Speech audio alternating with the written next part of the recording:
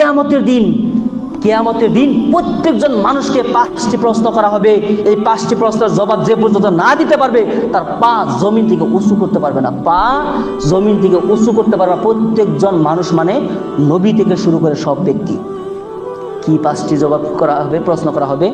আর উমরিহি ফিমা আফনা, তোমাকে যে হায়াত দেওয়া হয়েছিল, তোমাদের একটি লম্বা সময় দেওয়া হয়েছিল, হ্যাঁ, তোমাকে 1 থেকে শুরু করে 60 বছর সময় দেওয়া হয়েছিল, এই সময় তুমি কি করেছো এই প্রত্যেকটা হিসাব তোমাকে দিতে হবে, না হলে তোমার পা তুমি এখান থেকে উঁচু করতে পারবে না।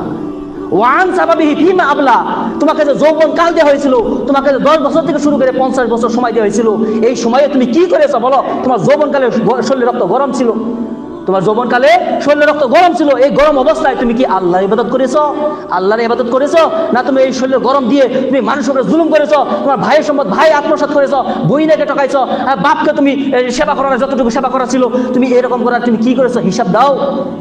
এই আপনাকে জিজ্ঞাসা করা হবে, আমাকে জিজ্ঞাসা করা হবে কি আর উমরিহি, এই যে তোমাকে যে আমি 60 বছর সময় দিলাম, এই সময়ে তুমি কি করেছো আমাকে বলো।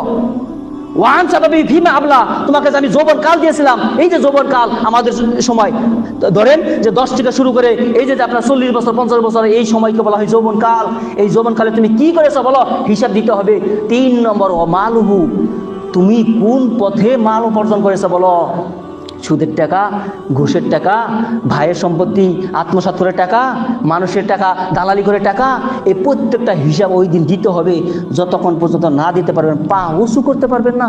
পা কোথায় থাকবে জানেন? যেদিন সূর্য থাকবে মাথার উপরে, এই সূর্যের গরমে মাটি তামা হয়ে যাবে, লাভার মতন হয়ে যাবে, ওই দিন ওখান থেকে আপনি পা উঁচু করতে পারবেন না। চিন্তা করেন, আমরাই ওই দিন উপস্থিত হব। আমরাই, এমন নয় যে নবী ইব্রাহিমের জাতীয় এখানে উপস্থিত হবে, আমরা হবো না, আমরা ডাইরেক্ট জান্নাতে ঢুকে যাবো না, আমরাই থাকবো। 4 নম্বরে জিজ্ঞাসা করা হবে, এই মাল কোন পথে ব্যয় করেছো বলো। তুমি ফাংশনে গিয়ে টাকা নষ্ট করেছো, গ্রন্থমেলায় গিয়ে টাকা নষ্ট করেছো, হাউলি রাশি গিয়ে টাকা নষ্ট করেছো, না এরকম যেখানে আপনার নারী নাচো এখানে গিয়ে তোমার টাকা নষ্ট করেছো বলো। এই প্রত্যেকটি হিসাব দিতে হবে, না দিতে পারলে আপনার পা উঁচু করতে পারবে না। 5 নম্বর ও মাজা আমালি ফিমা আলিমা, তোমাকে একটি লম্বা সময় দেওয়া হয়েছিল, এই সময়ে তার ভিতরে মাথার ভিতরে একটি ব্রেন দেওয়া হয়েছিল, জ্ঞান দেওয়া হয়েছিল, এই জ্ঞান অনুযায়ী তুমি কাজ করেছো কি করো নাই এটা হিসাব দিতে হবে।